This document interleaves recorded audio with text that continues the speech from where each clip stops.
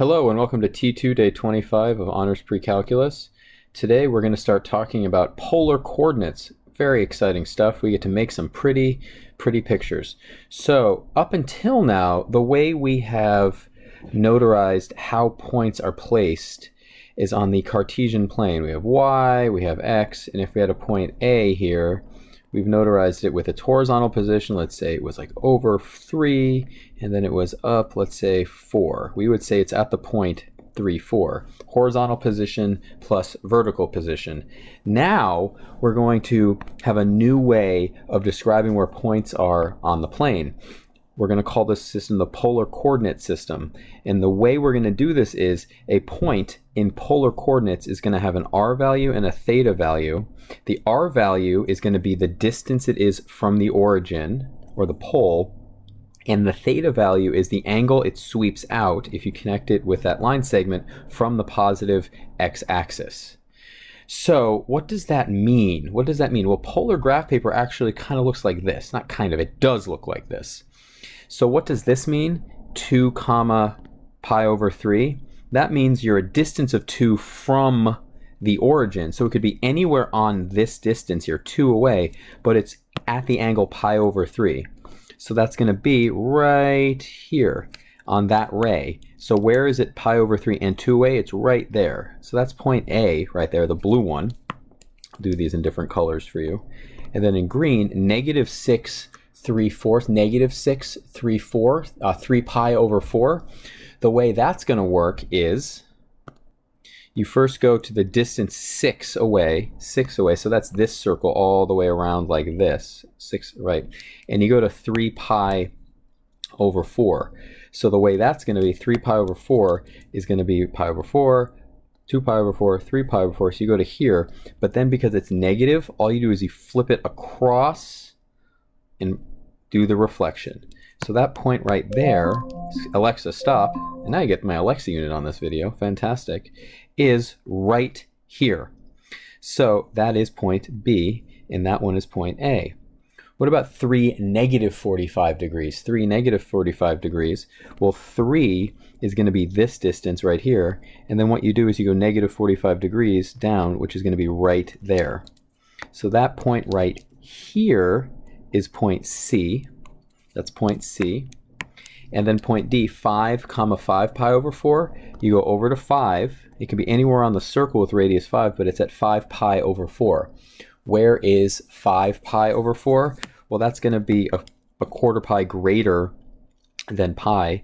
Pi is here, so it's going to be actually right here. There's your D point right there. What about E? First, you go to 4 and then go down pi over 6. 4 and down pi over 6. So that's going to be right, let's see here, pi over 6, it's going to be right here. But then because it's negative 4, you flip it across. Oh, I just went to the wrong one there. You flip this across to here, right there. So that right there is E, right there. So again, the point distance from the origin is the first number, and then this is the angle measure it makes with the positive x-axis, And if it's negative, first do the positive and then flip it over the origin. So let's say you had a point P and it was at 4 pi over 6. Find all polar coordinates. So what does this mean? Well, polar coordinates repeat themselves. So 4 pi over 6. Pi over 6, 4 pi over 6 is going to be, you go over 4 to here, but then you go up to pi over 6. It's right there. There's your point P. But then it repeats itself every 2 pi.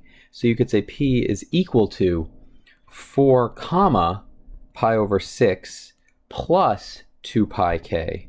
It repeats itself. And also, you can do the reverse here. Not reverse, but reflected here. That point right there reflected over would be P is also negative 4, but then if you do negative 4, you have to flip it all around. What is this angle right here? That angle right there is 7 pi over 6 plus, again, it repeats itself every 2 pi. So you can go to the opposite side and then flip it back with the negative sign there. This flipping happens because of that negative, and then each of these repeats itself every 2 pi, goes around the circle. So how do you convert from polar to Cartesian? Well, let me show you something first here. If you have this point right here, let's say xy, and this right here is that right triangle, and that's theta. It's a right triangle, and I'll make that a little cleaner. This is the point xy. So that means that the base of this triangle is x, and this is y right there. So therefore, this length right there is the square root of x squared plus y squared, just like that. So this tells us if that distance is that distance is also r. So one thing it tells us is r is equal to the square root of x squared plus y squared. But the other thing it tells us is that cosine of theta, the adjacent cosine of theta, is going to be adjacent over hypotenuse. Remember, it's r here as well. The adjacent side is x over r. So that means that x is equal to r cosine theta. Similarly, y is going to be equal to r sine theta. Similar logic. So what that means is if you have the r value of 3 and you have your theta value right here, it means that you can convert. So x is going to be 3 cosine of 5 pi over 6, and y is going to be 3 sine of 5 pi over 6. And that's a trig value you need to know. So the coordinate comes out to be 3 cosine 5 pi over 6, so 3 times that is going to be negative 3 root 3 over 2, comma 3 over 2.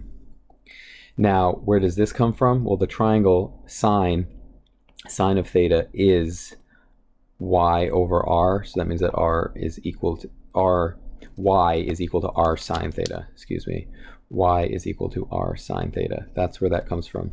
So this is the thing you need to remember. You have this and you have this, and then you can use it right over here. So therefore x is equal to 2 cosine of negative 200 degrees, and y is equal to 2 sine of negative 200 degrees. This is in degrees, and it's not something you would need to know for a unit circle, so you'd use your calculator to find this answer right here. So these are the Cartesian coordinates if you did the x value and the y value. So now how do you go from rectangular to polar right here? So if you're on this coordinate right here, negative 1, 1, you're going back 1, down, back 1, up 1. So here's your point, negative 1, 1. You need to know what this distance is. Well, you know that this back is back negative 1 and it's up 1. So this distance right there, remember, r is equal to the square root of x squared plus y squared. So r in this case is going to be the square root of negative 1 squared plus 1 squared. So r is going to be the square root of 2. Now you need to know what the angle value is going to be, and it's the angle with the positive x-axis. It's this. You need that angle right there. So first we have the first half of the point there. How do we find this? Well, if this is 1 and this is a base of 1, you know that this is 45 degrees right there, which is pi over 4, which means that this angle right here, that angle right there is pi minus pi over 4, so it's going to be 3 pi over 4, just like this. 3 pi over 4, just like that. Now what about negative 3, 0? I recommend graphing these, 1, 2, 3. What's the r value there? The r value there is 3. That's the distance it is from the origin. What is this angle? Well, that's pi. So it's just 3 comma pi. So for now, just make sure you can plot these points, go from rectangular to polar, as well as going from polar to rectangular. And remember, if you ever get lost, you can look up polar graph paper. You can generate some really cool polar graph paper on the internet.